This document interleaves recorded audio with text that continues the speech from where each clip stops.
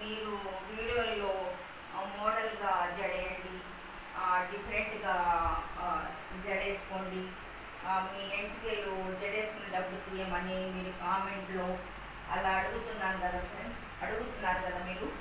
అందుకోసం ఈరోజు ఇలా చేశాను ఫ్రెండ్స్. మీకు నచ్చితే నాకు కామెంట్ రూపంలో తెలియచేయండి. నేను ఎప్పుడు ఏం వాడతానో మీకు తెలుసు కదా, అదే ఇప్పుడు కూడా వాడేది.